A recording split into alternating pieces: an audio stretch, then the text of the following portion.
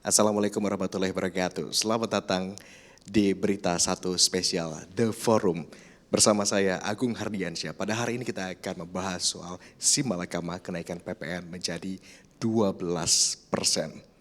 Sesi diskusi ini adalah sesi diskusi terbuka dan kita akan berdiskusi dengan sejumlah narasumber yang sudah hadir bersama kami di studio B-Universe. Kita tahu bersama pemirsa bahwa pemerintah berencana menaikkan PPN dari 11% menjadi 12% pada Januari 2025 mendatang. Tentu rencana ini disinyalir bisa menjadi tekanan yang begitu keras begitu bagi beberapa pihak begitu, termasuk pada daya beli masyarakat, yang mana kita tahu daya beli masyarakat saat ini juga masih dalam proses pemulihan, termasuk juga pada pertumbuhan ekonomi seperti ditargetkan pada periode mendatang sebesar 8%. Yang menjadi polemik, yang menjadi pertanyaan adalah pemerintah dalam hal ini dinilai belum tegas, bahkan terkesan menghindar karena tidak terlibat dalam diskusi-diskusi publik. B-Universe sebagai media aspirasi yang tentunya memberikan kontribusi dengan membuka ruang diskusi yang kritis dan konstruktif mengenai kebijakan dan tentunya arah bangsa ke depan. Hari ini kita semua berkumpul di Head Office B-Universe Pandai Indah Kapuk 2 untuk sama-sama membahas tema Simalakama kenaikan PPN menjadi 12%. Bersama sejumlah narasumber yang tentunya relevan, langsung saja kita perkenalkan satu persatu. Di antara yang sudah hadir di ruangan ini adalah Bapak Roy Nicholas Mandey, Ketua Afiliasi Global Retail Indonesia. Terima kasih sudah bergabung. Kemudian di sampingnya ada Ibu Indah Sukma Ningsih dari YLKI, PLT Ketua Harian YLKI, selamat datang. Kemudian kita sapa Pak Handaka Santosa, Direktur dari MAP. Terima kasih sudah mampir ke sini, Pak Handaka. Dan terakhir ada dari akademisi, ada Mas Jahen Fahrul Reski, Wakil Ketua LPM FEB Universitas Indonesia. Mas Jahen sehat? Terima kasih Mas. Terima kasih sudah berkenan bergabung di sini dan kita langsung diskusi saja pada hari ini. Sebagai pembuka, sebelum kita bicara lebih jauh soal kenaikan PPN 12% ini, saya ingin terlebih dulu kepada Pak Roy. Pak Roy, mungkin bisa dielaborasi terlebih dulu. Seperti apa kondisi industri retail di tanah air? Tidak dalam waktu dekat ini saja, tapi mungkin setidaknya 1 tahun terakhir begitu, dibandingkan dengan global, kalau coba kita komparasikan bagaimana kondisi retail tanah air dengan kondisi di global. Terima kasih. Jadi yang kita hadapi saat ini adalah suatu highest challenges ya, tantangan yang luar biasa. Karena kita ambil track record di tahun ini saja, kita sudah 5 bulan deflasi. Ya. 5 bulan deflasi ini menunjukkan bahwa ada pelemahan demand. Ya. Domestic demand turun. Dan ini sudah diketahui oleh setiap kita bahwa jejak digital mengatakan ada mid level yang turun ya, hampir sekitar 9 juta, kemudian juga ada PHK yang saat ini sudah hampir sekitar 65 ribu, kemudian juga berbagai hal yang terjadi berkaitan dengan volatilitas harga pangan itu juga masih mengemuka ya. Saat ini justru isu ataupun rencana PPN 12% 1 Januari 2025 dalam 2 minggu terakhir ini sudah menaikkan lagi harga pangan. Karena mau menuju Nataru biasanya supply dan demand, supply-nya biasa saja tapi demand-nya pasti akan meningkat. Nah, hukum ekonomi mengatakan supply-nya kurang, demand-nya meningkat atau sama berarti pasti harga akan naik. Jadi belum PPN saja sudah harga naik sekarang 3-5%. Nah, jadi fenomena ini tentunya berdampak kepada situasi daripada sektor usaha. Karena apa? Karena basket size dari pembelanjaan masyarakat saat ini di gerai-gerai retail. Retail ini kan bagian dari sektor hilir. Tempat di mana kontribusi masyarakat terhadap pertumbuhan ekonomi melalui konsumsi rumah tangga diantaranya terjadi di retail. Nah, saat ini kita memang sudah terkena dampak. Jadi dalam perhitungan kami di semester pertama kita masih bisa sekitar hampir 5,2-5,3 rata-rata. Tapi sekarang sudah 4,6-4,7. Ya, dan itu terbukti dari indeks penjualan eceran atau indeks penjualan real yang disurvei. Artinya memang dampak deflasi saja sudah kelihatan. Sekarang mau menuju ke PPN 12%, berarti kan akan lebih terasa dampaknya. Belum terjadi saja sekarang juga sudah masyarakat sudah mulai menahan belanja juga. Ya. Apalagi jadi, nanti bisa jadi lebih terpuruk begitu ya? Ya, jadi dengan kata lain bahwa terpuruknya sektor daripada hilir ini pasti juga akan terkena terhadap dampak konsumsi. Ya. Konsumsi turun, konsumsi melemah, ya otomatis ini kaitkan dengan PDB kita, produk domestik bruto kita. Semester 1 53% dikontribusi oleh konsumsi rumah tangga. Nah ini kalau konsumsinya turun karena kita lihat di retail kita juga turun, memang skalanya sekarang menurun, maka pasti pertumbuhan ekonomi mudah-mudahan bisa 5%. Mudah-mudahan. Kita tahu kuartal 1, kuartal 2, kuartal 3 turun terus. Tapi kan bahasanya yang selalu diangkat adalah tumbuh terus. Ya. Tapi sebenarnya turun ya, 5,1, 5,05, kemudian 4,9 kuartal ketiga. Sebenarnya turun, tapi masih narasinya adalah bertumbuh. Jadi ini yang kita sebenarnya menyuarakan ini sebagai early warning. Sense of crisis daripada government saat ini harus dipertaruhkan. Melihat fenomena saat ini. Ya. Nah ini yang terus kami suarakan agar bisa ada kearifan daripada government. Sekarang ya kita berharap pemerintah yang baru tidak arogan lah. Ya. Sesuatu yang arogan itu biasanya berdampak kepada akhirnya polemik dan tidak memberikan sesuatu dampak pertumbuhan. Tapi mari kita bicara ya, kita minta untuk ini dimundurkan. Tidak dimatikan, tidak di switch off karena ini sudah HPP. Sudah Undang-Undang Nomor 7 tahun 2021. Tapi di delay. Pemerintah banyak instrumen lah untuk melakukan itu. Nah ini yang kita harapkan saat ini. Tapi kalau bicara retail mungkin kita bisa konfirmasi ke Pak Handaka. Pak Handaka tadi dinyatakan bahwa kondisi retail kita sebegitu katakanlah kondisinya menurunnya, terpuruknya. MAP sendiri seperti apa yang dirasakan? Ya karena MAP ini sebenarnya peritel dengan merek yang banyak, baik import, baik lokal. Tentunya kita bisa bervariasi dan mengadakan banyak promosi sehingga penjualan tetap di atas. Namun kita juga nggak bisa lepas dari itu saja karena kebenaran saya hadir di sini sebagai Ketua Umum Aprikindo ya, Asosiasi Pengusaha Retail Merek Global Indonesia. Nah, nggak semuanya itu bisa punya merek banyak. Nah, yang tidak tentunya akan merasakan adanya kekhawatiran. Ya, kekhawatiran. Kami udah khawatir karena ini undang-undang. Tetapi kalau tetap dijalankan, tentu efeknya kita analisa. Kenapa? Karena kita ini pelaku. Kami bukan pengamat, kami bukan lihat dari luar, tapi kami pelaku dan sudah puluhan tahun, lebih dari 30 tahun. Jadi para peritel di Indonesia sekarang dalam kondisi yang sangat khawatir dan siap-siap apa yang harus dilakukan kalau pemerintah nekat. Ya, pemerintah kan bisa nekat karena pembuat kebijakan. Nah kami nerima gitu. Tapi sebetulnya kalaupun itu undang-undang, kan juga bisa diadakan satu pembahasan ulang antara pemerintah dengan legislatif gitu. Bukan harga mati kan. Nah, kita bersama-sama harusnya melihat ke depannya itu gimana. Pemerintah butuh dana oke. Apakah mau hard selling, jualan aja, menaikkan tarif aja. Kan ada cara yang lebih elegans yaitu soft selling. Bagaimana menaikkan ekstensifikasi pembayar pajak. Atau bagaimana penjualan retail ini bisa naik.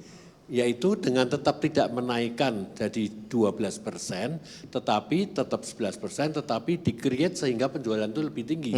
Panggil aja kita para retail, mulai dari pasar, ruko, mall, dan lain-lain, bagaimana bisa bersehati. Kenapa? Kalau kita lihat di Singapura pun PPN-nya 9%. Di Malaysia cuma sekitar 6%, Thailand 7%. Kok kita masih ngotot terus itu, apa sih yang dicari gitu? Mau kesewenangan atau mau ekonomi lebih bagus? Indonesia kalau kemudian nanti naik, bisa jadi naik peringkat juga posisinya ya. Sekarang Indonesia teratas bersama Filipina. Yang kedua setelah Filipina sekarang ya, begitu. Nah tadi disampaikan juga oleh Pak Roy, kalau ternyata dampaknya tidak hanya dirasakan langsung oleh para pelaku usaha, tetapi nanti bermuara, salah satunya juga bermuara kepada konsumen. Dari kacamata Anda seperti apa, Bu Indah? Dengan tegas, sebagai seorang yang sudah memilih sebagai pembela konsumen, menyatakan di awal dalam press release yang disampaikan di LKI kira-kira 2 minggu yang lalu, penolakan secara tegas karena itu membebani kehidupan rakyat. Wong pelaku usahanya yang biasanya ketawa-ketawa aja bisa sekarang ini prihatin loh, apalagi konsumennya gitu. Jadi ini YLKI menilai sebagai suatu kebijakan tanpa perasaan. Atau nggak pernah merasakan jadi masyarakat ya seperti itu. Ini yang kemudian kita ingin menyampaikan bahwa kenapa sih tidak juga disampaikan pengemplangnya udah berapa banyak gitu untuk sedikit menenteramkan. Ini kan udah nggak, kenapa mengatakan tidak berperasaan karena tidak membandingkan dengan para pengemplang yang sudah berapa, kok Anda kok masih tetap itu tidak disampaikan oleh menteri. Dan kemudian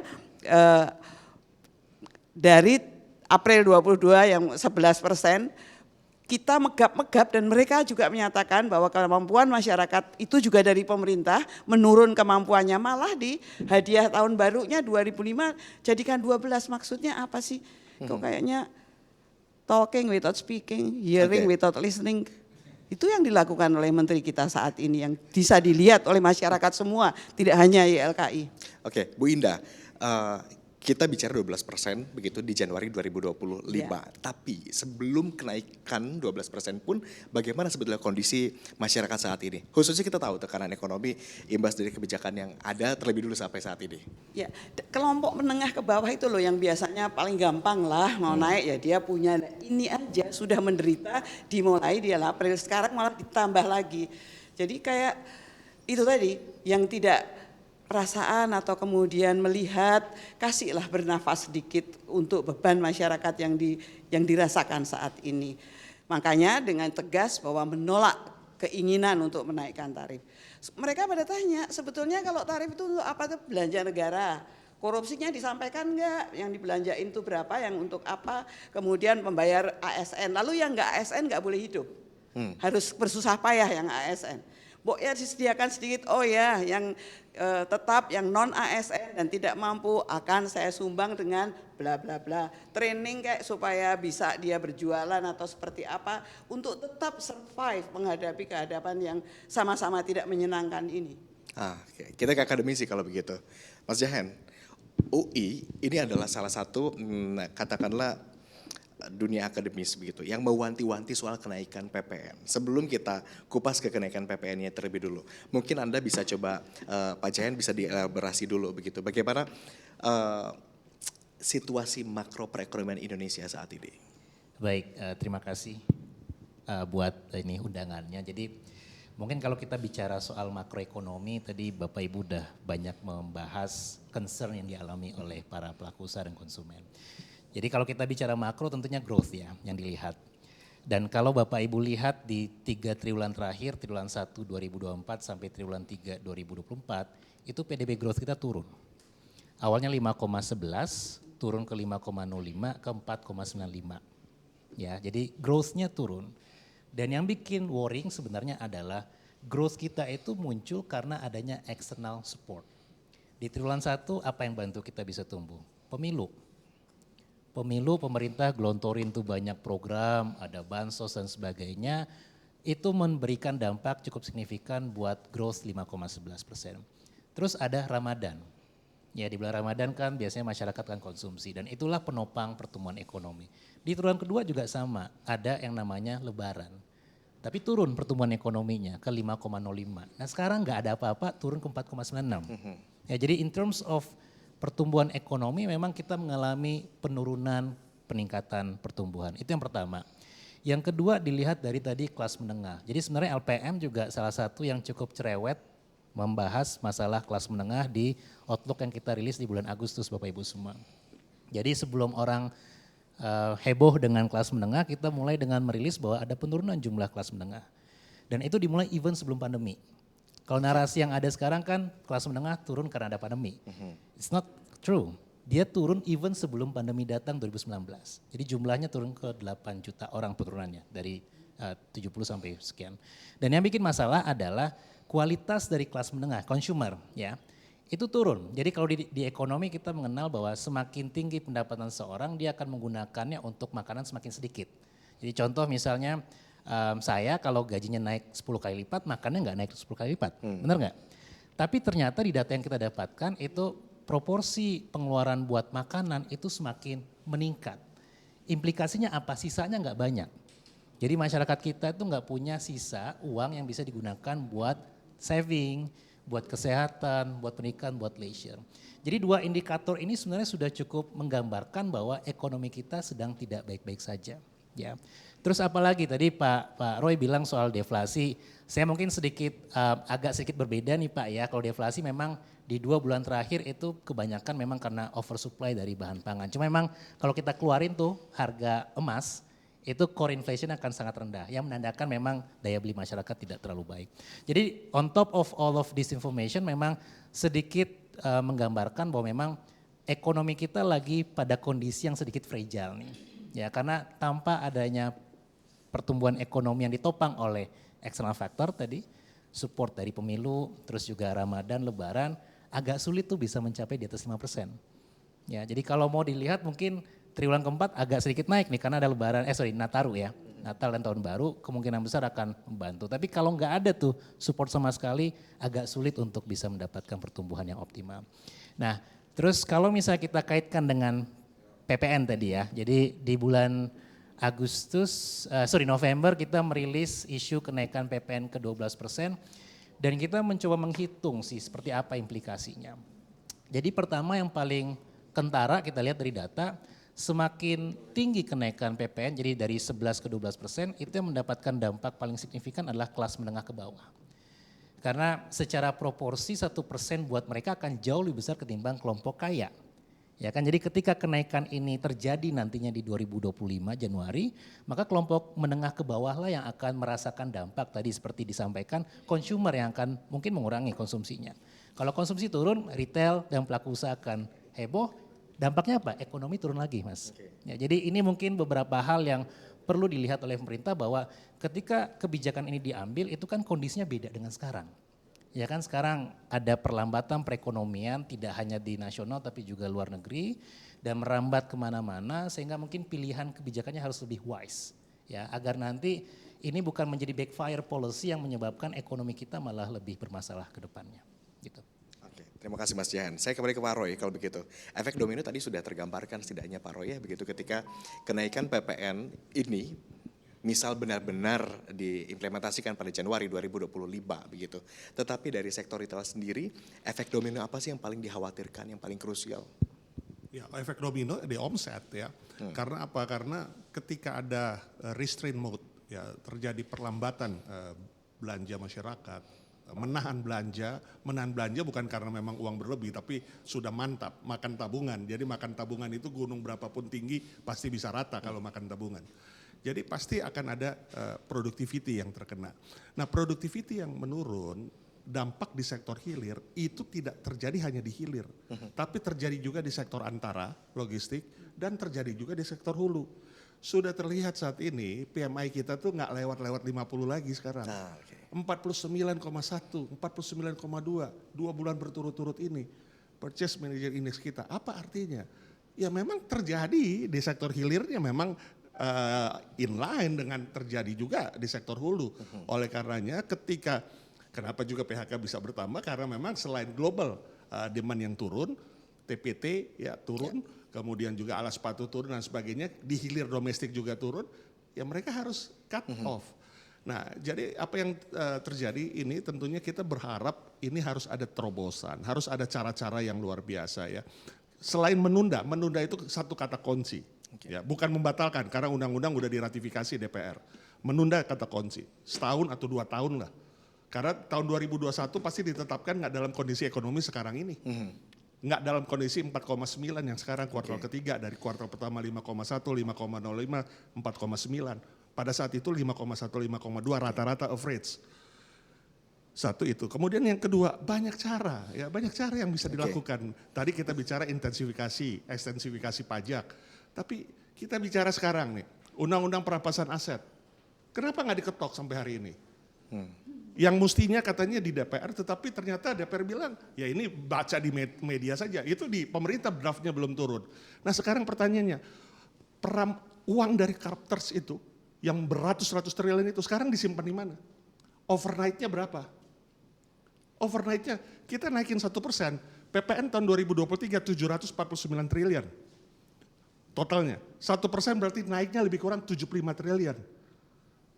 Nggak ada artinya dengan undang-undang perampasan aset kalau diketok sekarang misalnya. Judol, Pak Prabowo katakan 900 triliun. Ya setahun, sebulan 75 triliun. Kikis habis dong. Banyak lagi, import ilegal. Udah 5 tahun ini udah hampir 76.000 kontainer. Totalnya 42 triliun. Itu semua bisa baca di jejak digital. Kenapa nggak yang diberantas ini sekarang cuma penjualnya aja. Cukongnya di belakang nggak diberantas. Oke. Nah, jadi ini kan semuanya berkaitan dengan masyarakat akhirnya terkena dampak penurunan mid level, PHK pasti suffer lah. Orang PHK yang penting makan minum, nggak akan belanja apapun. Pekerjaan informal juga bertambah. Artinya apa? Kalau pekerjaan informal bertambah, belanjanya juga terbatas karena informal. Ya. Harian terima gajinya, income-nya. Nah, ini semua harus diperbaiki supaya kondisinya ini memang betul-betul jangan sampai terpuruk. Oke. Kalau terpuruk kita hilangkan daya beli, pasti konsumsi rumah tangga turun, ujungnya PDB kita turun. Oke, kalau rencananya mau meningkatkan pendapatan begitu, sebetulnya banyak opsi, sepakat mungkin ya. Banyak opsi yang lain begitu yang bisa kita lakukan begitu ya. Pak Handaka, kalau begitu Pak Handaka, tadi kan Pak Samad sempat menyampaikan bahwa ada beberapa sektor yang juga tidak dikenakan PPN ini begitu. Tetapi retail kemudian juga badan usaha dengan omset yang disebutkan tadi batasannya tertentu begitu, ini tetap kena. Tanggapan Anda seperti apa begitu? Dan apa strateginya khususnya begitu untuk pengusaha retail merek global Indonesia yang kita tahu omsetnya juga kan tidak sedikit? Sebetulnya kenaikan itu bukan 1% loh, enggak sesederhana itu. Dari 11 ke 12, kita coba beli celana sekarang 200.000, PPN 11%, 2.200, kecil. Buat beli kerupuk bisa ya 2.200. Tapi celana ini kan ada dari kain, ada dari benang, ada resletingnya, ada kancingnya, semuanya mengandung PPN. Jadi nanti pada waktu PPN 11% jadi 12%, itu harganya udah bukan 200.000 lagi, berdasarkan mungkin 250.000. Jadi itu kenaikannya cukup tinggi. Jadi pemerintah jangan hanya ngomong 1% kecil gitu, bukan. Jadi itu. ini bukan matematis 1% dari 200.000 begitu ya, tetapi Karena unsur-unsur termasuk restoran, bahan-bahan yang dibeli itu mengandung PPN semua. Begitu naik, cost price-nya naik. Padahal jualannya tidak bisa in out PPN-nya. Itu jualannya pakai pajak pembangunan PB1. Jadi ongkosnya makin mahal. Salah satunya juga makanan dinaikkan nanti restoran. Jadi agak kompleks sih sebetulnya. Jadi lebih baik dipikirkan sekarang dan waktunya kan tinggal berapa hari gitu. Ya itu yang terus terang para pengusaha sudah ngitung-ngitung juga. Berapa jauh sih nanti tokonya itu ditutup. Misalnya sekarang buka di kalau sales turun, malah ada potensi bahwa toko akan ditutup begitu. Lah kalau salesnya turun nanti bayar sewa, bayar service charge, bayar listrik, bayar air, berat sekali. Dan kalau sekarang ini misalnya kita mendukung menghidupkan menjadi Indonesia sebagai shopping tourism destination, wisata belanja. Nah kalau kita itu buka sekarang di Plaza Indonesia buka, di depannya Grand Indonesia buka, di Senayan City buka, di Plaza Senayan buka. Itu untuk supaya turis nyaman. Tapi kalau memang salesnya turun jadiin satu aja. Antara Grand Indonesia dengan Plaza Senayan tutup satu. Senayan City dengan Plaza Senayan tutup satu. Taman Anggrek dengan Central Park tutup satu dan udah 3 toko. Belum yang lain-lain hal yang sama. Jadi sebenarnya buat pengusaha gampang banget. Tutup toko, kurangin karyawan dah supaya tidak merah. Nah ini yang menjadi titik beratnya soal pengurangan karyawan begitu ya. Bu Indah, Anda ada tanggapan begitu? Gimana? Saya kepengen Pak Samad juga mendengar bahwa kebingungan yang dihadapi masyarakat sekarang itu adalah kontrak sebelum 2025. Iya. Itu sebetulnya siapa yang kemudian tambahannya bayar? Pak Samad atau negara atau siapa yang bayar? Konsumen nambah 1%, tiba-tiba semua kontrak yang harus dibayar itu.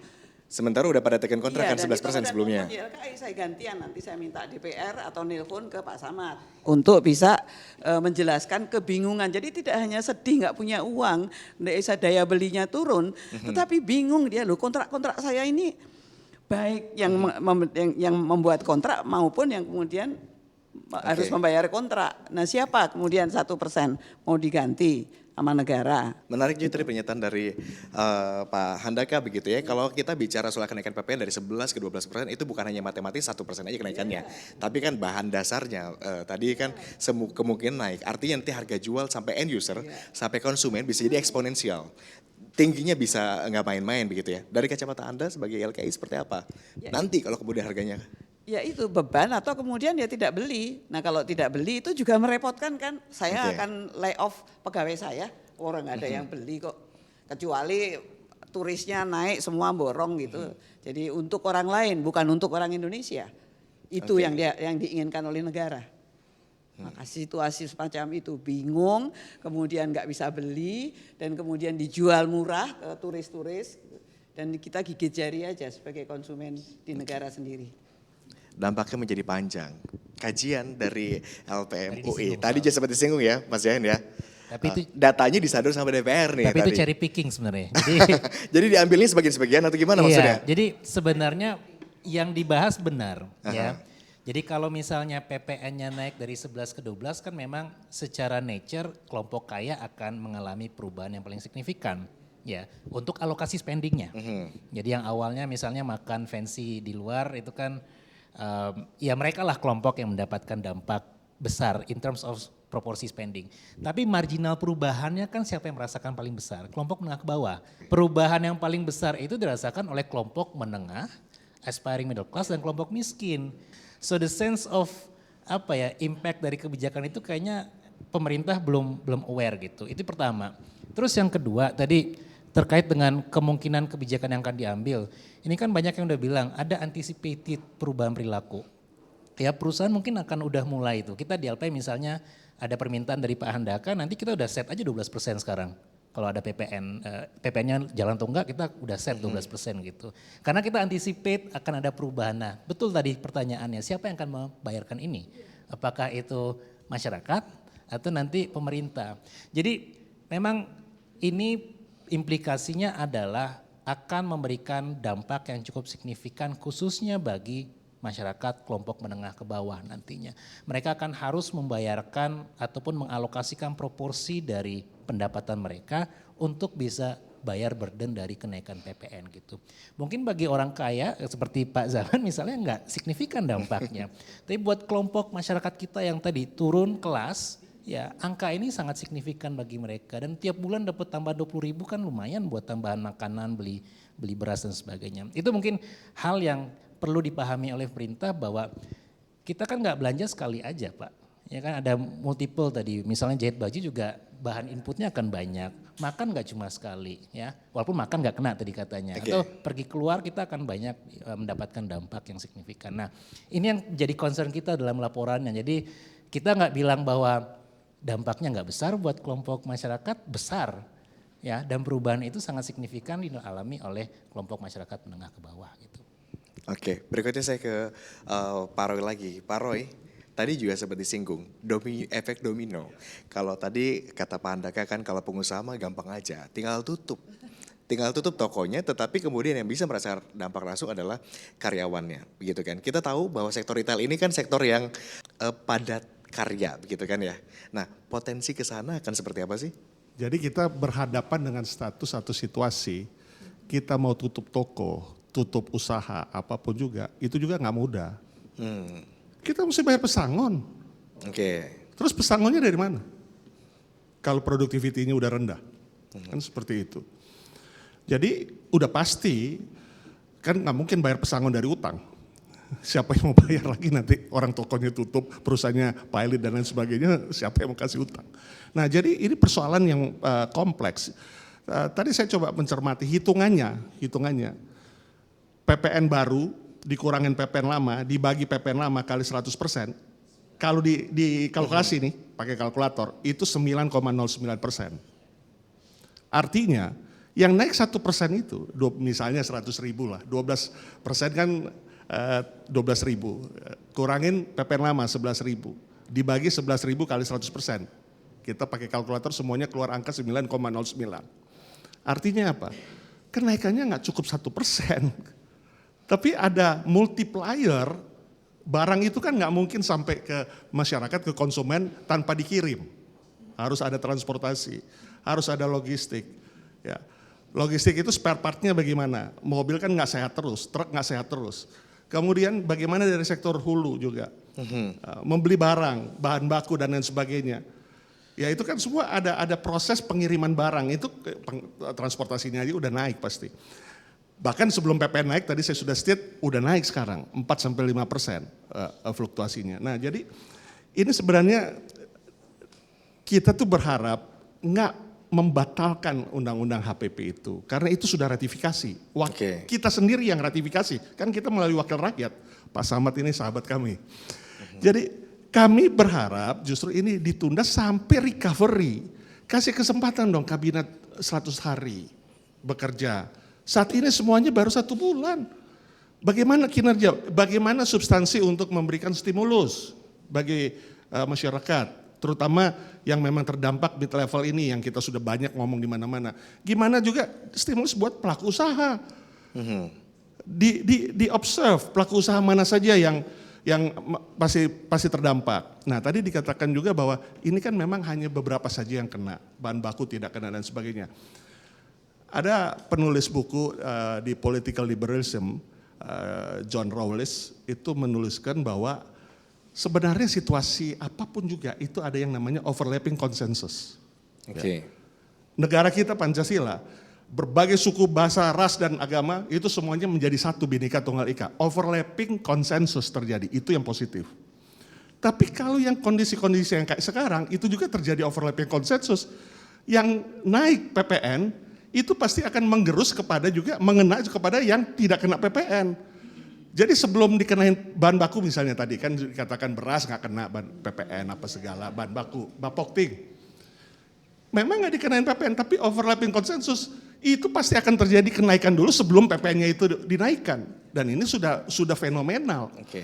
Ya, jadi overlapping konsensus ini ada yang negatif point ini yang harus dilihat bagaimana mungkin nggak naik. Orang yang lain-lain juga naik, misalnya dia si pedagangnya misalnya mesti nambah biaya, nambah beban dan lain sebagainya, pasti harganya dinaikin duluan sebelum PPN itu berlaku. Nah ini sudah mulai terlihat. Nah jadi kembali lagi bahwa masih banyak cara yang bisa dilakukan. Ya. Nggak hanya intensifikasi, ekstensifikasi, tadi saya sudah bongkar dengan berbagai kondisi yang secara politikal, ini kita tahu semua karena memang budgeter kita kurang. Ya. Tapi kan ini dampak daripada harapan besar ya untuk kita buat Indonesia maju itu terrealisir. Nah, tapi jangan membebani dengan konsumsi ini, dengan PPN ini. Pak Roy tadi Anda menyebutkan masih banyak cara. Ada formulasi khususnya tadi, bisa jadi ada undang-undang yang disiapkan lagi begitu kalau ini terjadi turbulensi. Makanya DPR membuka wide open, membuka sikap bahwa ayo kita juga tampung, terima juga masukan, juga diformulasikan saja nanti gitu. Seperti apa kira-kiranya seperti apa? Apakah nanti akan bisa ditunda atau justru tadi bisa jadi ada pemberian insentif untuk sektor-sektor tertentu yang terdampak begitu ya, Bu Indah? Kenapa gula nggak dicukain? Cukain aja daripada anak-anak itu pada kesakitan diabetes pada umur yang di bawah 10 tahun kena diabetes semua. Dicukain aja, cukainya ambil sana pemerintah. Dinikmati kenapa enggak? Rokok tambahin aja cukainya biar enggak banyak. Jadi itu adalah karena cara itu tadi. Meningkatkan pendapatan dari sektor non pajak sebetulnya ada cara cukai. Apalagi kita tahu cukai kan diberlakukannya untuk hal yang tidak atau membuat resiko buruk bagi kesehatan misalkan itu ya. Iya ya itu katanya tahun emas atau tahun cemas itu tadi yang terkenalnya adalah kayak gitu. Anak-anak yang harus diperhatikan itu kan anak-anak kemudian sakit diabetes pada usia muda hanya membiarkan cukai aja itu sekarang cepat ambil duitnya. Enggak apa-apa dan itu didukung sama YLKI dan butuh apapun. Kalau justru dalam hal itu standing position YLKI adalah mendukung gitu ya. Oh iya didukung cukai aja supaya anak-anak itu tidak terkena diabetes. Jadi nggak masalah kalau harga produk kemudian jadi mahal toh itu tujuannya terbaik gitu. Emang cukain aja gitu. Dari situ. Terima kasih. Kami dengar Pak Handaka tampaknya ada agenda lain begitu ya. Kalau begitu terakhir mungkin untuk Pak Handaka terlebih dulu sebelum silam. Apa harapan dari Pak Handaka, khususnya dari Apregindo begitu terkait hal ini? Harapan kami tetap satu tadi, PPN dibatalkan. Karena mencari dana bisa dari tempat yang lain. Tadi Mbak Indah udah nyampaikan cara-carinya. Saya dari Peritel Merek Global juga ada caranya. Kalau kita lihat, segmen menengah ini turun tadi udah sekitar 10 juta dari tahun 2019. Itu 17% lebih.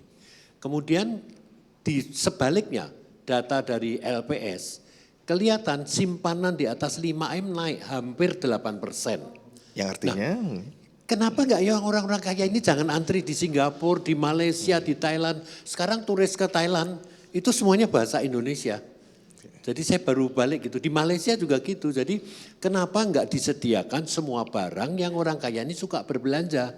Jangan dia nginep nanti di hotelnya Singapura udah mahal kan, terus kemudian belanja di sana. Nah ini yang sekarang ini terbalik-balik. Kalau kita bilang bahwa import barang-barang yang dibutuhkan mereka itu dikurang-kurangin, jadi mereka nggak dapat barang, mereka belanja ke luar negeri. Sebaliknya yang ilegal itu bebas sekali masuk di Indonesia karena nggak ketahuan jadi nggak dikurangin. Tetap bebas, nggak ada kuota gitu. Nah ini kan terbalik-balik, jadi sebaiknya kementerian ini jangan silo-silo masing-masing. Kan ada Menko-nya, ada Pak Presidennya, tolonglah dibahas satu persatu secara detail, koneksinya di mana sehingga akan bisa lebih terarah untuk mendatangkan income tambahan untuk negara. Baik, kita juga dengarkan bagaimana aspirasi begitu ya dari berbagai pihak, dari retail, dari konsumen begitu ya. Kemudian dari akademisi seperti apa nanti mudah-mudahan bisa disampaikan, disalurkan begitu. Dan kita nantikan bagaimana statement pemerintah ketegasan karena ini sudah tinggal menghitung hari sampai tanggal 1 Januari 2025 ya. Terima kasih Pak Handaka jika berencana untuk silam. Boleh silakan, terima kasih. Terima kasih banyak. Berhubung Mas Jahen sudah deket nih, Mas Jahen. Tadi kan seperti disampaikan, ada begitu banyak cara begitu ya untuk katakanlah mendapatkan atau meningkatkan pendapatan negara begitu dari sektor mungkin non pajak atau mungkin caranya lain. Bisa tadi intensifikasi. Kemudian juga tadi kalau kata Bu Indah adalah cukai untuk meningkatkan pendapatan dari non pajak begitu. Tapi kalau misalnya kemudian ada insentif pada sektor tertentu, kira-kira sektor apa yang bisa mendapatkan relaksasi itu? Kalau sektor mungkin saya belum bisa menjawab ya, tapi kalau kita melihat memang belum ada jaminan kenaikan PPN ke 12% itu mampu menutupi kebutuhan pemerintah ya. Jadi ini kan baru 2022 April ada kenaikan dari 10 ke 11, tadi Pak Roy udah cerita berapa tambahannya. 11 ke 12 juga kayaknya tambahannya nggak akan sebesar yang dibutuhkan oleh pemerintah. Apalagi melihat berita-berita kan semua kementerian komplain kekurangan dana kan, jadi saya nggak terlalu yakin bahwa angka ini bisa memenuhi kebutuhan pemerintah. Cuma ada banyak hal yang bisa dilakukan. Pertama misalnya, salah satu kesulitan meningkatkan pendapatan pajak dari PPN itu adalah ketika tax sistemnya ataupun sektornya kebanyakan didominasi oleh sektor informal. Ya, jadi kalau semakin tinggi sektor informal, akan sulit bagi pemerintah untuk collecting more revenue from tax. Kalau mau mengatasi masalah itu berarti yang pertama adalah instead of meningkatkan PPN-nya ke 12%, mungkin bisa meningkatkan proporsi dari sektor formalnya. Sekarang kan 58-60% ekonomi kita masih ditopang oleh informal sektor. Terus yang kedua sebenarnya ada banyak cara untuk meningkatkan pendapatan pajak. Kalau kita lihat dari VAT rasio, itu sebenarnya masih sekitar 50%. Jadi rasio dari kemampuan pemerintah untuk bisa mendapatkan PPN-nya. Ya, karena tadi proporsi dari sektor ekonomi kita itu 60%, 50% masih informal, maka VVR rasionya masih sekitar 50%. Ada 50% lagi potensi pendapatan PPN yang belum dioptimalkan oleh pemerintah. Nah, apa caranya? Pemerintah kan punya tuh upaya misalnya meningkatkan kantor pajak di daerah. Ya, ini belum banyak nih. Ada papernya Pak Dede Basri itu publish bilang bahwa salah satu cara untuk meningkatkan tax revenue bukan dengan meningkatkan pajaknya, tapi memperbaiki tax collection sistemnya. Jadi datang ke daerah, buka cabang di daerah dan sebagainya.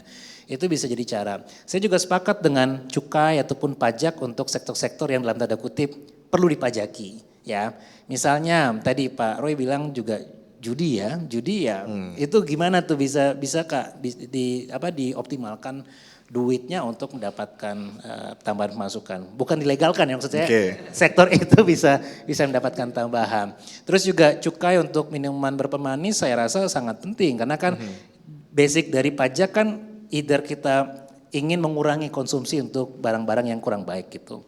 Nah terus yang ketiga juga saya rasa pemerintah perlu memberikan kesan ataupun message yang benar gitu. Karena kan selama ini kesan yang kita dapatkan adalah oke, pemerintah meningkatkan pendapatan tapi di sisi yang lain juga anggaran pemerintahnya boros buat hal-hal yang gak terlalu penting. Ya kan? Jadi masyarakatnya diminta untuk berkorban Sedangkan pemerintahnya belum mau untuk mengurangi kebutuhan yang tidak terlalu bermanfaat. Inilah yang kami pikir menjadi salah satu hal yang perlu menjadi pilihan kebijakan nantinya. Jadi selain saya rasa menunda, atau tadi Pak Andaka malah bilang membatalkan, ya kita juga perlu memikirkan bahwa apa yang bisa dilakukan. Karena gini, kalau misalnya 12%, tadi turis bakal males datang ke Indonesia karena kan tax-nya akan lebih mahal untuk belanja di sini dibandingkan dengan daerah yang lain, ya kan? Even hanya Filipina mungkin yang lebih tinggi ketimbang kita, gitu. Itu yang menjadi salah satu. Atau mungkin bukan cuma turis yang malas, jangan-jangan konsumen Indonesia pun malas Malah belanja belanja di luar negeri. keluar. Ya, bisa Coba jadi. konfirmasi, gimana Bu Indah? Kalau ternyata PPN-nya naik, adakah kemungkinan konsumen kemudian lebih memilih belanja di luar negeri? Iya, itu yang kelebihan. Tapi yang kelebihan uang dan kelebihan dia bisa begitu. Tapi yang lain saya kira nggak akan. Ya juga ada rasa solidaritas dan nggak perlu-perlu banget gitu. Pak Roy, kalau ternyata belanjanya jadi pada keluar negeri, ini gimana? Khususnya tadi ya, orang dengan kemampuan finansial yang mencukupi begitu. Iya, kalau menurut kami melihat berapa persen sih yang belanja keluar itu sebenarnya? Ya, kita tahu kan ada golongan di dalam sosial ekonomi status kita itu yang memang B+ ke A+. Itulah yang spend money-nya tuh nggak ada batasnya, nggak ada limited. Ini kalau tadi kata Pak Handaka, dia jalannya keluar ke Singapura katanya, yang ngobrolnya pakai bahasa Indonesia gitu. Jalan kemana? Ya, berarti betul. banyak kan kita yang belanja keluar. Enggak terlalu signifikan ya, karena justru sekarang kalau kami memantau enggak terlalu signifikan karena justru itu hanya kelompok kecil saja, dan kelompok yang besar kan justru yang memang lagi suffer sekarang ini, yang mid level yang selalu suarakan bahwa nggak ada nih jalan keluar way out buat mid levelnya. Nah, saya mau coba ngangkat tadi yang sedikit diangkat mengenai cukai dan lain sebagainya. Nah, ini perlu dihati-hati untuk menyuarakannya, karena kita tahu semua kesehatan itu pasti menjadi bagian yang penting. Tapi kita tahu bahwa food and beverage itu hampir sekitar 40-45% itu adalah minuman yang sekarang ada di gerai-gerai, yang ada di pedagang pasar, yang ada di retail. Nah, kalau itu ditambah cukainya dan akhirnya membuat drop shot, lebih terpuruk lagi konsumsinya. Jadi itu the end of the program lah untuk cukai-cukai itu. Tetapi justru kita lebih menyoroti yang namanya underground economy. Ayo dong, buka dong underground economy, bongkar. Ya, jangan euforia aja, jangan lip service aja. Jauh lebih penting, tadi saya sudah sebutkan, tahun 2023 PPN kita 749 triliun, naik 1% berarti cuma kontribusi 75 triliun lah. Nah, underground ekonomi jauh lebih gede. Tadi saya sudah sebutkan, tadi ya perampasan aset. Overnight-nya itu 5,75% overnight di BI. Kali berapa ratus triliun, itu berapa uang yang bisa masuk, uang yang bisa balik untuk membiayai tanpa harus menaikkan PPN. Ini jauh lebih penting, bertimbang ada tambahan-tambahan biaya, tambahan-tambahan cost apapun juga, menahan belanja lagi konsumen. Mengurangi lagi belanja. Karena kesehatan itu satu sisi yang itu keputusan pribadi. Ya, orang nggak mau diabetes ya jangan banyak minum gula lah. Orang nggak mau ketagihan adiktif karena sigaret ya jangan sigaret lah karena itu kesehatan. Tapi jangan dulu sekarang. Itu dian paling akhir. Yang sekarang ini underground ekonomi. Kalau soal cukai berarti beda pendapat ya Pak Roy dengan Winda. Iya, saya menyuarakan karena kalau Pak Roy nggak usah dulu lah sekarang, cukai dinaikin minuman. Kalau saya menyuarakan karena hampir 45% FNB kita yang mengkontribusi bagi konsumsi rumah tangga itu dari minuman. Mbak Indah gimana? Ini khusus untuk anak-anak. Bapak kepingin dia menjadi emas atau menjadi cemas? Anak-anak yang saya katakan. Jadi ya jangan kemudian diiming-imingi dengan iklan dan sebagainya. Udah cukai cobain. Seberapa Bapak akan jatuh miskin sih nggak bakalan, percaya. Pasti orang suka. Bukan miskinnya. Bukan miskinnya. Ekonominya turun, konsumsinya turun. Iya. Kita sudah turun 4,9%, mau turun jadi 4,5%. Ya enggak. Gara-gara ada cukai nanti untuk minuman gitu. Karena restraint mode. Ya pembunuhan massal pada anak-anak di Indonesia lah. Gimana Mas Jahan? BPJS nggak ada. Ya kalau saya sepakat dengan informal sector tadi ya. Informal sector itu atau shadow economy kata Pak Roy. Underground economy ini mungkin jadi salah satu sektor yang punya potensi yang besar sebagai salah satu source buat penerimaan pajak. Ya, bisa saya kayak kripto ya kan, beberapa kegiatan online yang sepertinya belum tersentuh oleh kebijakan perpajakan. Nah ini kan sekarang pemerintah banyak bahas digitalisasi kan, jadi saya rasa kalau mau melihat cara-cara untuk meningkatkan revenue pendapatan negara ya bisa lewat sektor itu. Dan saya juga sepakat dengan isu perampasan aset, ini kan udah stuck ya Pak ya. Gak jalan gitu loh, jalan di tempat selama ini kan potensinya besar banget gitu loh. Nah pemerintah mungkin menggunakan cara yang lebih gampang, PPN-nya aja dinaikin ketimbang mengurusi undang-undang yang Tapi saat justru kenaikan yang 1% ini nggak akan berdampak besar begitu ya Betul, sebetulnya untuk pendapatan. karena tadi dari seperti yang kacamata Anda disampaikan, dia nggak akan bisa memberikan dampak yang signifikan selagi sektor informal kita masih besar. Oke. Ya, jadi banyak kegiatan konsumsi yang nggak terregister ke dalam tax system kita. Oke. Mas Jahen, kemudian Bu Indah dan Pak Roy, ini mungkin saatnya kita buka saja sesi tanya jawab untuk Bapak Ibu yang hadir di sini. Barangkali ada yang ingin menyampaikan pendapat atau juga mungkin bertanya kepada ketiga narasumber kita, boleh langsung acungkan tangan dan kita berikan kesempatan untuk bertanya. Dari selasar kanan atau kiri silakan. Saya Nasori dari redaksi Investor Daily. Saya minta tanggapan dari ketiga narasumber. Sampai saat ini sepertinya memang pemerintah belum memberi respon atas desakan dari publik bahwa tadi ada yang minta ditunda, terus ada opsi lain, bahkan Pak Handaka tadi minta dibatalkan gitu ya. Jadi pemerintah kayak menganggap sepi semua hiruk pikuk selama ini ya. Dan minggu lalu justru respon dari pemerintah, tapi yang udah tidak lagi di core kabinet ya Pak Luhut yang memberi respon bahwa akan menyiapkan insentif untuk kelas menengah ke bawah sebagai bantalan menghadapi badai PPN 12% itu. Nah, justru solusi-solusi itu yang sepertinya masih jauh dari harapan Bapak-Bapak Ibu dan para ekonom. Bahwa PPN akan lanjut, dia hanya akan menyiapkan bantalan yang kita juga nggak tahu. Kalau yang sudah-sudah kan bantalan paling 3 bulan, 6 bulan ya. Sementara kenaikan PPN itu kan akan terus berlanjut setelah bantalnya itu ditarik lagi. Gitu. Nah, pertama saya ingin minta tanggapan atas sikap sepi pemerintah terhadap hiruk pikuk ini dan model-model bantalan seperti tadi. Terima kasih. Pak Roy dulu kali ya? Ya. Oke, Pak Roy silakan. Ya, saat ini kalau kami lihat ya, opini lagi bingung. Ya, pemerintah lagi bingung. Kita semua nggak ingin batalkan kok. Itu yang ratifikasi itu wakil kita. Diundurkan, di-delay. Nggak ada kata-kata dibatalkan. Berarti kita mencederai diri sendiri dong kalau kita bilang dibatalkan. Ditunda atau di-delay. Karena situasi di mana kita harapkan pemerintah punya sense of crisis. Ketika nggak ada sense of crisis, ya itu sekarang ini bingung.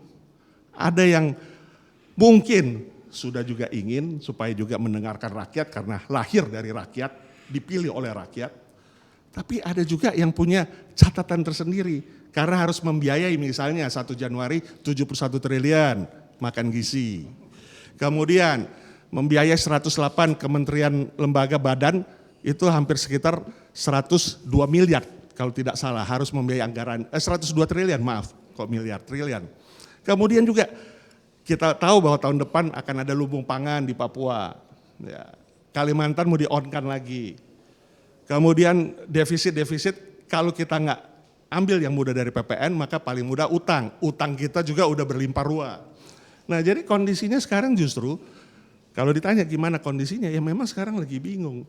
Nah untuk itu kita berharap kita semua menyuarakan pelaku usaha, Pentahelix menyuarakan, akademisi, ya komunitas, ibu komunitas, kemudian juga pelaku usaha. Kita memberikan informasi kesadaran bahwa memang ini perlu sense of crisis saat ini. Ya, bukan arogansi. Lalu kalau nggak ada pertumbuhan ekonomi, kita bukan bertumbuh, kita berkurang ekonomi. 5,1, 5,05, 4,9 rapor tahun ini. Dan kita nggak pernah angka di bawah 5 setelah COVID. Nah artinya apa? Ya ini sense of crisisnya sejauh mana? Nah ini kan tinggal adu saja berapa banyak yang sense of crisis di pemerintahan dan berapa banyak yang sedikit. Jadi yang banyak pasti lebih menang daripada yang sedikit untuk bisa melakukan penundaan, bukan pembatalan. Nah jadi tentu perlu ada kearifan, perlu ada sense of crisis. 1% itu naik bukan segala-galanya untuk membiayai segala banyak budget kebutuhan yang melonjak dari masa-masa sebelumnya. Jadi ini bagian daripada ujian sebenarnya yang kami pelaku usaha sampaikan ini untuk sebagai early warning, ya, kondisinya seperti apa adanya, kita nggak pernah ada kepentingan nambah atau kurang terhadap situasi kondisi yang ada. Kalau same store growth kita udah turun setiap bulan, kemudian juga memang produktivitas turun, banyak yang mulai tutup, usaha gerai, TPT juga sudah mulai berkelimpangan mati ya dan lain sebagainya. Itu kan mesti ada sense of crisis melihat situasi seperti itu. Jadi kita berharap ini ditunda. Tidak perlu perpu kan, 5-15% kan di dalam undang-undang itu adalah kebijakan dari policy, cukup PMK. Jadi ini bukan sesuatu hal yang sulit, banyak instrumen pemerintah untuk bisa melakukan ini dan kita semua pelaku usaha, Pentahelix, komunitas dan akademisi tentunya siap support untuk langkah-langkah ke depan bagaimana untuk kita tetap bertahan di dalam fluktuasi atau challenging ekonomi saat ini. Oke, kita nantikan agar kita bisa duduk bersama lagi, formulasikan ini bersama-sama seperti apa. Bu Indah, ada tanggapan? Bapak, kalau negara itu mau bantu ngasih bantal kayak ngasih selimut kayak bisa ibaratnya, ya nggak usah pakai neken-neken orang menengah ke bawah, udah nggak punya kok diteken itu loh. Kan jelek kan, dia akan memperbaiki menambah bulu di badannya tapi menggunakan nginjek kaki orang-orang yang tidak bisa bersuara. Nggak mau ngomong apa kalau itu pemerintahnya, terus dia itu loh yang kemudian kok nggak malu ya gitu loh. Saya kadang-kadang kepengen, teman saya itu ada loh di Amerika itu yang berani nulis surat kepada presidennya untuk dia minta dibebaskan, bukan menjadi warga negara, izin saya nggak mau jadi warga negara Indonesia, saking malunya gitu loh. Sebegitu dibohongin terus yang namanya masyarakat itu. Yang di sini emang belum ketemu ada orang berani bilang ke Pak Prabowo hari ini saya ambil kewarganegaraan saya tak pergi keluar negeri aja. Saking malunya kepada pemerintahnya. Itu yang perlunya sekarang ini. Janganlah menjanjikan, oh ya nanti uangnya untuk makan siang, untuk ini, untuk itu, tetapi menginjek sesama orang yang perlu ditolong gitu loh. Itu kelihatan semua tahu, kalau enggak seberani itu dia akan bicara dengan pemerintahnya. Oke, baik Pak Indah. Saya ke Mas Jahan dulu, Mas Jahan. Ya. Jadi saya sepakat, ini mungkin secara internal hati mereka mungkin bergejolak kali ya. Ya karena pada akhirnya juga mereka lah yang akan merasakan dampak dari kebijakan ini. Cuma belum ada yang berani kayaknya menyuarakan perbedaan itu. Ini kan kayak takut beda sendiri ya, beda sendiri. Saya merasa juga satu hal yang perlu diperbaiki pemerintah adalah communicating policy-nya ya. Karena kayaknya sebulan ini tuh agak messy itu cara komunikasi. Kita perlu dengerin siapa. Tiba-tiba Pak Presiden bilang ini, terus ada Pak Hashim juga cerita apa, Menteri Keuangan bilang apa. Dan kadang-kadang nggak nyambung tiga-tiganya, ya kan? Ini yang menjadi penting karena kredibilitas dari seorang policy maker pemerintah adalah bagaimana caranya menyampaikan kebijakan dengan baik. Sekarang kan tadi urgensi, ada petisi dan sebagainya menandakan bahwa banyak orang merasakan kebijakan ini nggak tepat gitu. Nggak hanya konsumen, even pelaku usaha juga merasakan hal yang sama. Jadi sangat elok misalnya bagi pemerintah kalau bisa memikirkan given sekian indikator yang terjadi, kondisi ekonomi yang lagi melambat dan sebagainya untuk punya kearifan lah ya. Kearifan mengakui bahwa ini belum saat yang tepat untuk mengambil kebijakan ini. Dan kedua, kalau misalnya terkait dengan bantalan sosial, nanti duitnya dari mana Pak? Ya kan, berarti kan pemerintah perlu mengalokasikan kembali dana untuk bantalan sosial. Jadi kan kayak vicious cycle ya. Jadi naikin PPN terus dibantu, terus naikin lagi dibantu dan sebagainya, akhirnya duitnya nggak akan bisa dipakai buat kebijakan yang lebih produktif. Jadi kami merasa bahwa memang kami paham dilemanya karena pemerintah butuh kebijakan, butuh anggaran yang besar buat kebijakan yang banyak. Tapi kan skala prioritas sekarang, apakah pengen melihat masyarakatnya semakin baik atau lebih merasa egoistis dengan keinginan pribadi tanpa melihat dampaknya bagi masyarakat banyak. Itu yang menjadi hal yang perlu kita gerakkan bersama. Jadi saya sepakat dengan Pak Roy dan Bu Indah bahwa ini bukan tugas segelintir orang aja. Ini harus menjadi sebuah movement bersama agar pemerintah bisa lebih wise tadi dalam mengambil kebijakan dan mungkin bisa menunda sehingga mencari waktu yang lebih tepat dalam pengambilan kebijakan yang pastinya akan berdampak pada setiap orang. Toh kita punya goal yang sama, ingin rakyat sejahtera begitu dari berbagai kalangan begitu ya. Kalau ternyata dibutuhkan duduk bersama lagi dari pihak retail, dari akademisi, kemudian dari pengusaha, dari konsumen, kita Bio Universe siap menjadi wadah untuk bertukar pikiran, untuk menampung aspirasi dari berbagai kalangan begitu ya. Closing statement dari masing-masing pihak, mungkin dari Pak Roy dulu sebelum kita tutup, silakan Pak Roy. Ya, tentunya kami mengapresiasi wakil kami. Nah, ada satu kata yang kita coba upayakan supaya tidak terjadi, yaitu frugal living. Gerakan menahan belanja. Ada gerakan mengurangi belanja karena sentimen terhadap situasi atau kondisi yang dalam tanda kutip masih bingung, masih belum tahu mau seperti apa kearifan lokalnya, sense of crisisnya seperti apa, melihat situasi dengan adanya kenaikan ini, rencana kenaikan ini. Nah, frugal living ini harus dicegah.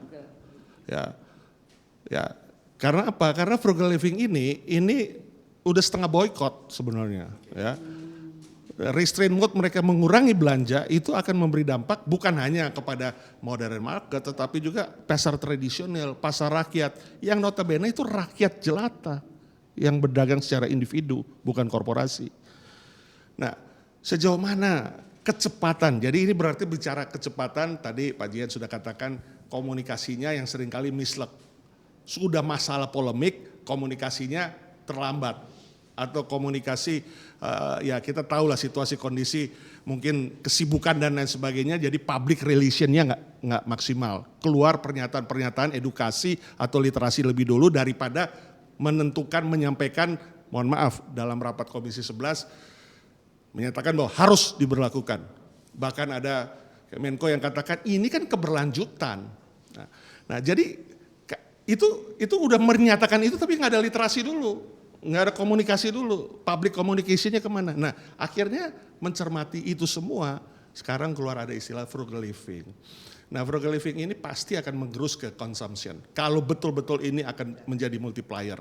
Dan ya kecepatan untuk menenangkan masyarakat bahwa memang ini ditunda, ya nggak perlu perpu kan, bukan dibatalkan. Kita sangat setuju karena wakil kami sendiri yang menyatakan itu harus jalan karena kami berbicara atas nama wakil rakyat kan, wakil rakyat yang meratifikasi. Jadi bukan dibatalkan tapi ditunda. Itu akan mengangkat istilah frugal living itu tidak berkelanjutan, sehingga kita punya Nataru kuartal keempat ini moga-moga nggak 4,8, 4,7 tapi bisa di atas 5. Ada nafas 5 atau mendekati 5 lah. Ya, karena memang inflasi sekarang sudah mulai bergerak dengan arti bahwa memang ini deflasi kita udah lewat, tapi kembali lagi ini kecepatan untuk masyarakat pemerintah memberikan statement. Dan ini yang kita tunggu. Semakin cepat pemerintah memberikan statement, ketegasan dari pemerintah begitu ya, semakin bisa dicegah begitu. Yes, frugal living tadi. Frugal living tadi, termasuk di momen akhir tahun, yang mana kita tahu itulah adalah pestanya para pengusaha, pestanya konsumsi begitu ya, lagi meningkat-meningkatnya begitu. Dengan adanya ketegasan statement dari pemerintah, diharapkan itu bisa tetap terjaga begitu ya. Kemudian dari Bu Indah, silakan Bu Indah. Iya, satu itu untuk Pak Samad, your word is your bond.